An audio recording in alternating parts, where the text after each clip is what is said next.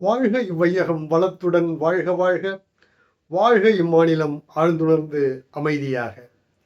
அன்பர்களே, ஜனவரி 31 அளவு முறை என்கிற தலைப்பிலே இன்றைக்கு சிந்திக்க தருகிறார் தத்துவஞானி வேதாத்திரி மாமுனி அவர்கள் தன்னுடைய வாழ்க்கை மலரிலே. அளவுக்கு மிஞ்சினால் அமிர்தமும் நஞ்சாகும் என்கிற சொலவடையை நீங்கள் அடிக்கடி கேட்டிருப்பீர்கள் தானே. எதுவும் அளவுக்கு மீறினால் அது நஞ்சாகி போகும் என்பது. ஒரு உணவு நன்றாக இருக்கிறது என்பதற்காக எடுத்துக்கொள்கிறோம்.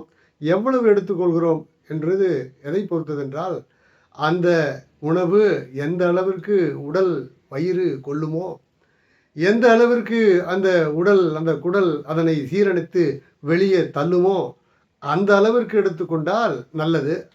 அல்ல அல்ல என்றால் என்ன ஆகும்? நாளைக்கு வயிற்றுப்போக்கு, நாளை மறுநாள் உடல்நல கேடு என்று அது தொடரும், கேடு விளையும்.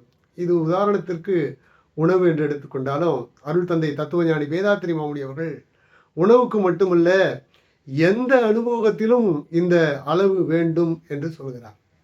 எப்படி என்றால், உறவிலே கண்ட உண்மை நிலை தெளிவு என்று அருள் தந்தை அவர்கள் ஒரு அற்புதமான சொல்லாக்கத்தை உண்டாக்கி தந்திருக்கிறார். அது என்னவென்றால், உறவிலே கண்ட உண்மை நிலை தெளிவுதான் துறவு என்பது என்னவென்றால், எந்த பொருளோடும் எந்த உறவோடும் உறவாடும் போது அதிலே ஒரு அளவு நாம் கடைபிடிக்க வேண்டும். ஒரு எல்லையோடு பழக வேண்டும், எல்லையோடு உறவாட வேண்டும் என்பதை எப்போதும் விழிப்புணர்வோடு இருக்க வேண்டும். இருந்தால் தனியாக துறவு என்று எதுவுமே தேவையில்லை. இல்லறத்திலேயே துறவரத்தின் மேன்மையை, துறவரத்தின் நன்மையை நாம் எய்த முடியும் என்று அருட்தந்தை அவர்கள் மிக அழகாக குறிப்பிடுகிறார். எனவே எந்த அனுபவத்திலும் அளவு நாம் கட்டி கொண்டால், எல்லை கட்டி கொண்டு பழகினால் நமக்கு இடர் வராது.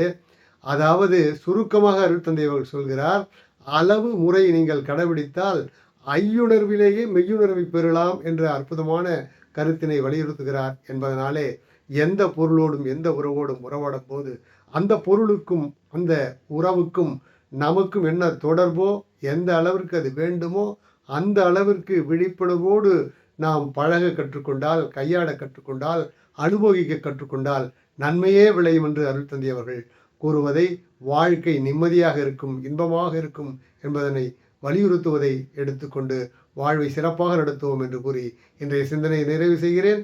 வாழ்க வளமுடன்.